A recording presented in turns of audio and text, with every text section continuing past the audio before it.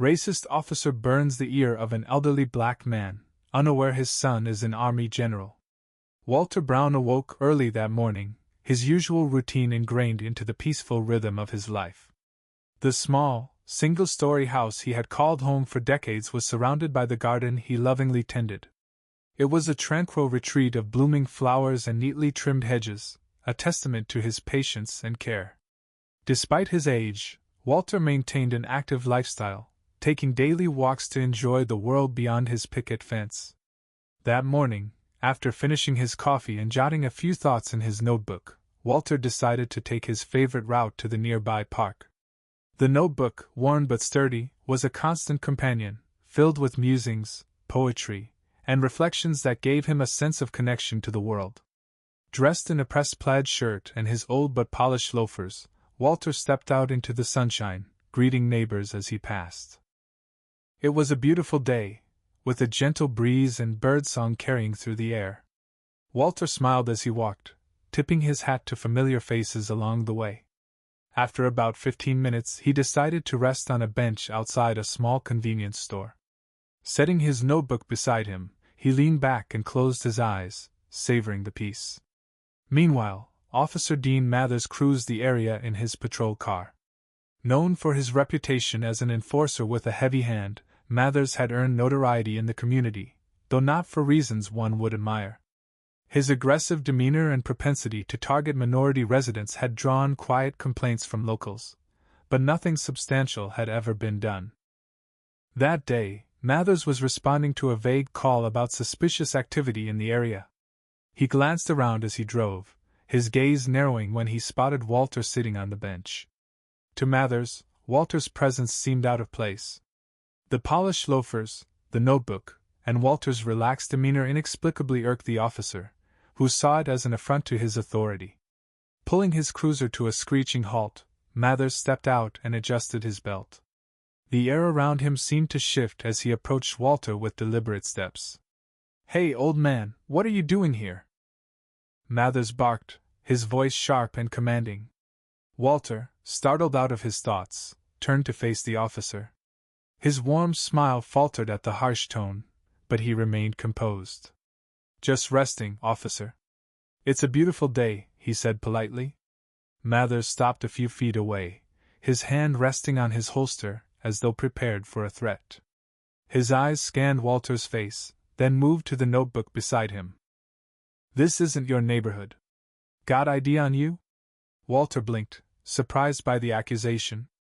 "I've lived here for over 30 years, he replied, reaching into his pocket and pulling out his identification. He handed it over calmly, hoping to diffuse whatever concern Mathers had. Mathers barely glanced at the card before tossing it onto the ground. Walter watched as it landed in the dirt, his chest tightening. "I don't care how long you've been here." "Get moving," Mathers said, his tone colder now. Walter hesitated, unsure how to respond. "I don't believe I've done anything wrong, officer," he said, his voice steady but firm. The response seemed to ignite something in Mathers. His face twisted into a scowl, and his voice dropped dangerously low. "Are you talking back to me?"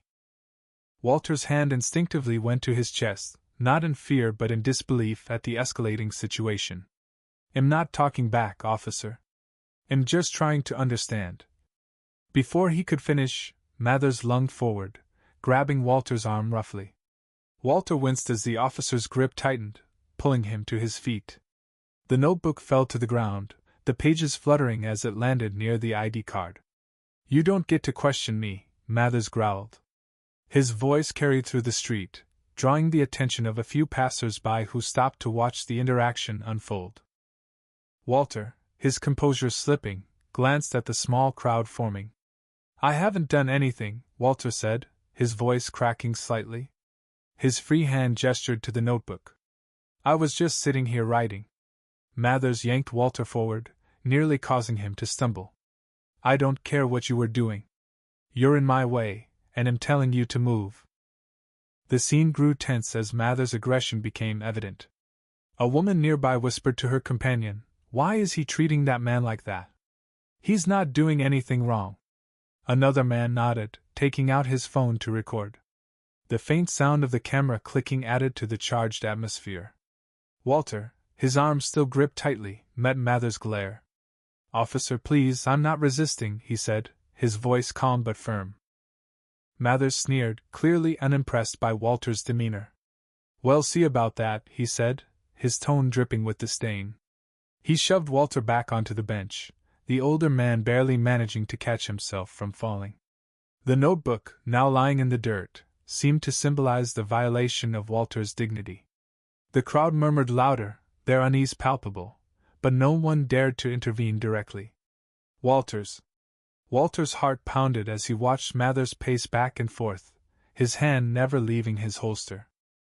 For the first time in his peaceful life, Walter felt the sharp sting of unwarranted hostility, leaving a mark deeper than any physical wound. Mathers grabbed Walter's arm again, dragging him forcefully toward the patrol car. Walter stumbled, trying to keep up with the officer's relentless pull. The older man's mind raced, unable to comprehend how such a mundane interaction had spiraled so violently.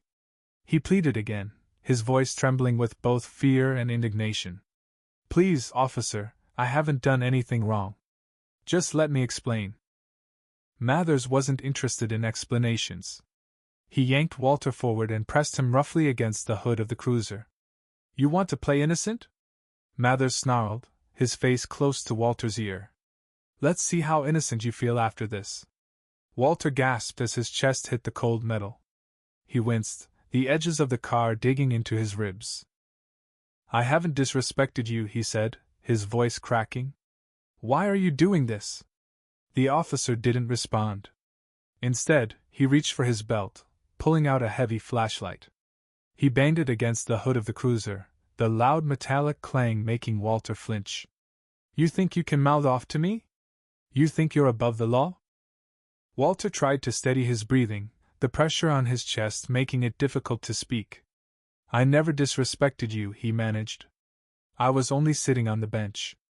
Mathers' lips curled into a sneer. "You're still talking? Guess you need a real lesson." The officer leaned into the car and rummaged through a compartment, pulling out a small metal lighter. The sight of the object made Walter's stomach churn with dread. He turned his head slightly, his eyes widening as Mathers flicked the lighter, the small flame flickering ominously. "What are you doing?"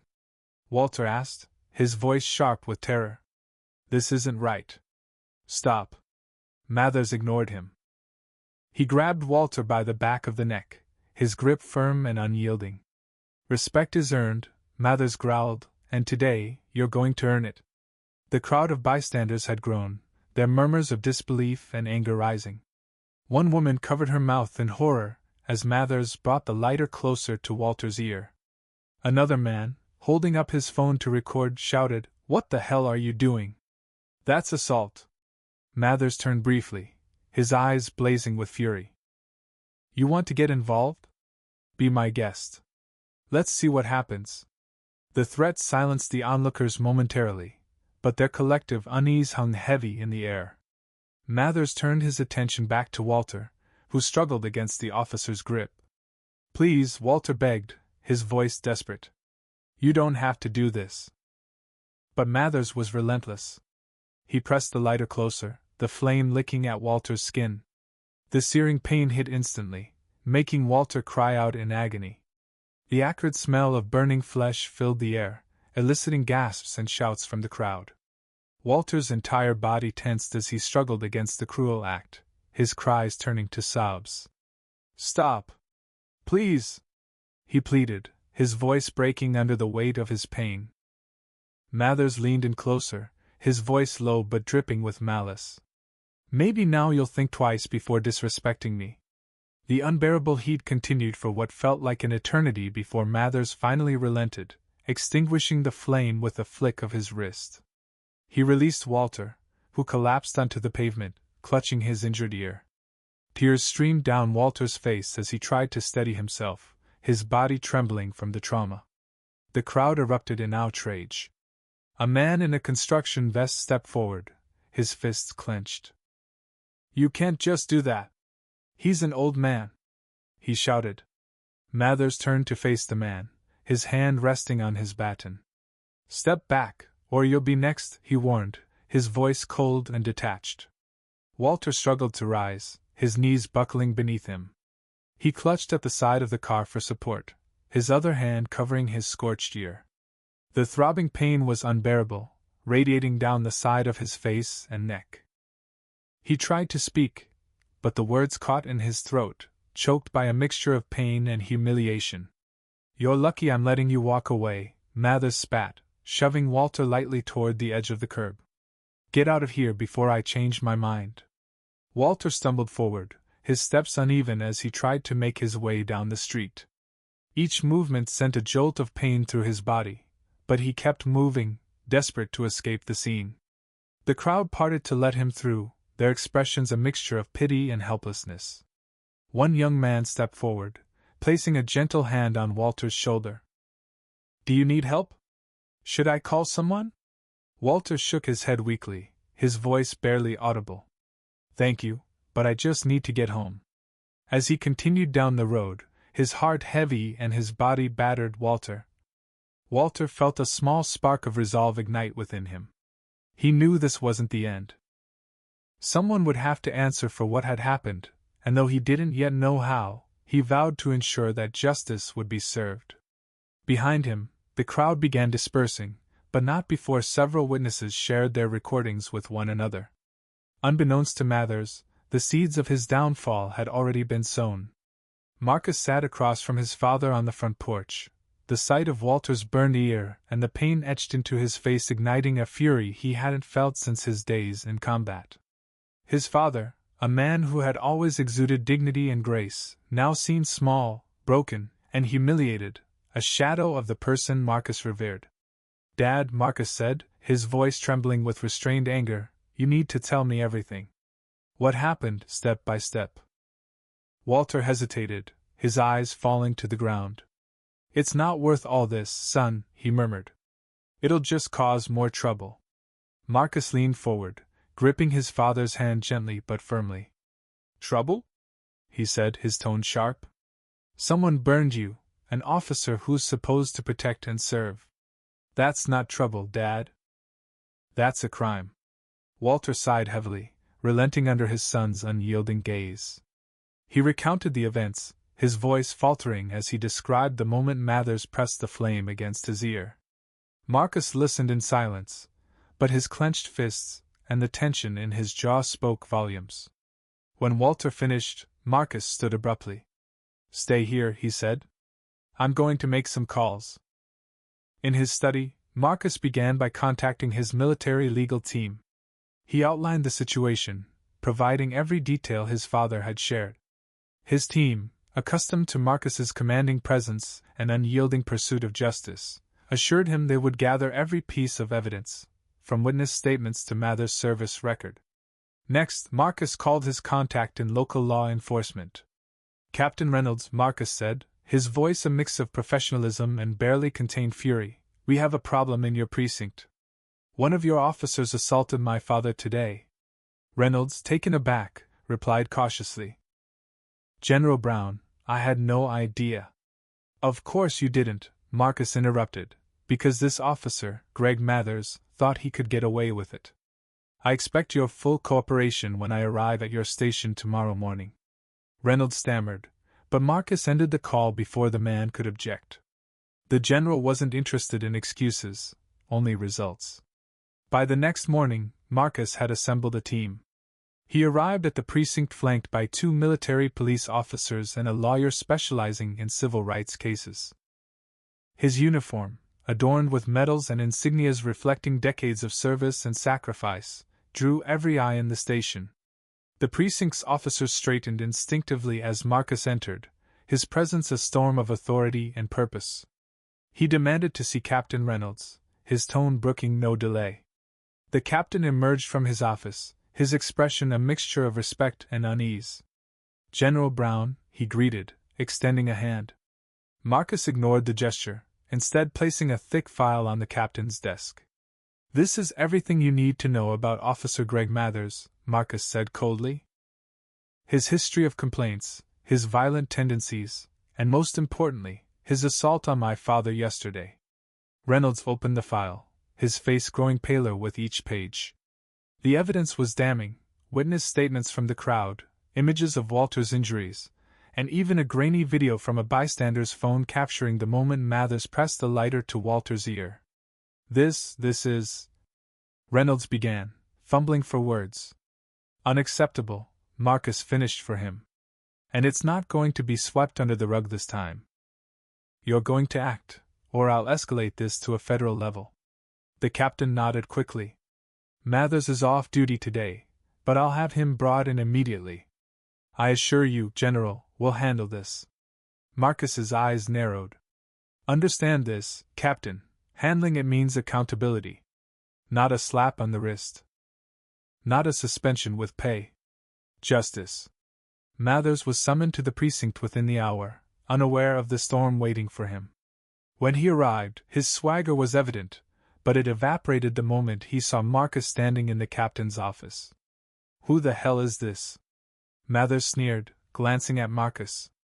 The man whose father you assaulted, Marcus replied, his voice like steel. Sit down. Mathers' bravado faltered, but he managed a weak laugh. I don't know what you're talking about. Captain Reynolds stepped forward, holding the file. We have multiple witnesses, photographic evidence, and video, Mathers. There's no use denying it. Mathers' face reddened as he scanned the room, realizing he was cornered. He was resisting, he said weakly. He was being disrespectful. Enough, Marcus said, cutting him off. You attacked an elderly man. My father. A man who did nothing but sit on a bench. You think that uniform gives you the right to abuse? People watched in tense silence as Mathers' bluster crumbled completely. Marcus leaned in, his voice low and deadly. You'll face the full weight of the law, and you'll answer for every person you've hurt. Mathers was handcuffed and led out of the precinct under the watchful eyes of his colleagues and Marcus's team. Walter's courage and Marcus's relentless pursuit of justice ensured that Mathers could no longer hide behind his badge. As the cruiser carrying Mathers disappeared from view, Marcus turned to Reynolds. This is only the beginning, Captain, Marcus warned. Make sure your department cleans house, or I'll do it for you. Reynolds nodded solemnly, fully aware of the general's resolve. That evening, Marcus returned to his father's porch. Walter looked up as his son approached, the faintest smile tugging at his lips. You didn't have to do all this, son. Yes, I did, Marcus replied, sitting beside him. No one gets to hurt you and walk away. Walter placed a hand on Marcus's. You've always been my protector. And I always will be, Marcus said, his voice soft but firm. Together they sat in silence, the weight of the day lifting as justice began to take its course.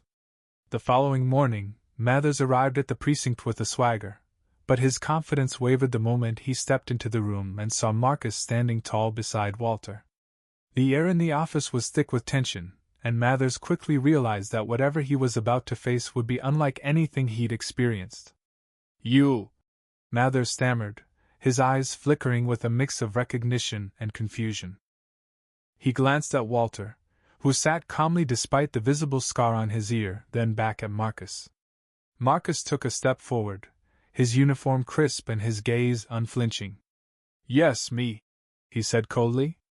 You attacked my father yesterday. Did you think you could walk away from this unscathed? Mathers' mouth opened and closed as he fumbled for an explanation. I was just doing my job. He was loitering, and he refused to move. Enough. Marcus cut him off, his voice steady and commanding.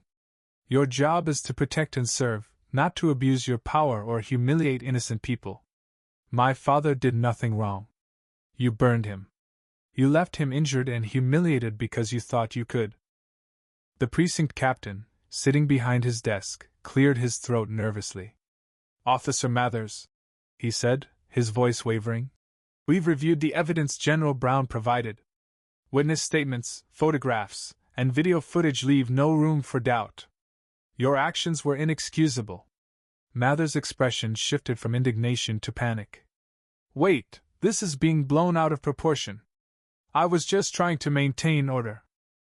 Marcus stepped closer, his tone dropping to a dangerous calm. Order? You call torturing an elderly man maintaining order? Let me make this clear, Mathers. You're not just a disgrace to the badge. You're a criminal. The captain stood and delivered the decision. Effective immediately, you are suspended without pay pending further investigation. You will also face charges of assault, misconduct, and abuse of power. 2 officers stepped forward to handcuff Mathers. As they escorted him out of the room, he glanced over his shoulder at Marcus and Walter. His face, once smug and defiant, was now pale with fear. Marcus turned to the captain. This is only the beginning. I expect a full overhaul of this precinct's practices. No more looking the other way. No more covering for officers like him. The captain nodded, sweat beading on his forehead. Understood, General. Mathers' trial became a high-profile case, capturing national attention. The courtroom was packed as witnesses recounted the horrifying events, painting a damning picture of Mathers' history of unchecked brutality. Video evidence sealed his fate, showing him pressing the lighter to Walter's ear as the elderly man cried out in pain. The jury deliberated for only a few hours before finding Mathers guilty on all counts. He was sentenced to prison, his badge and reputation permanently tarnished. The case sent shockwaves through the community, sparking protests and demands for reform within the police department. Walter, though scarred physically and emotionally, found healing in the unwavering support of his son and the community. Marcus worked tirelessly to ensure the incident led to meaningful change. Partnering with local leaders, he helped implement mandatory de-escalation training for officers, established a civilian oversight board, and advocated for increased accountability measures. At a community event months later, Walter and Marcus stood side by side before a crowd gathered to celebrate the progress made. Walter's scar was still visible, but his spirit remained unbroken. Marcus, addressing the crowd, spoke with conviction. No one is above the law, not even those sworn to uphold it, Marcus said. What happened to my father should never happen to anyone. But together, we've shown that justice is not a distant ideal. It's something we demand and create here and now. The crowd erupted in applause, their faith renewed in the possibility of change. Marcus turned to his father, placing a hand on his shoulder. You've always been my inspiration, Dad, he said quietly. I just hope I've made you proud, Walter smiled, his voice warm with pride. You've done more than that, son, Walter replied. You've shown the world what it means to fight for what's right. The bond between father and son grew even stronger, their shared ordeal serving as a testament to resilience, accountability, and the power of standing up against injustice. Together, they became symbols of hope and perseverance in a community forever changed. Disclaimer *: the story you just read is fictional and was created to highlight the impact of prejudice and abuse of power. It serves to emphasize the importance of accountability, justice, and respect in all communities.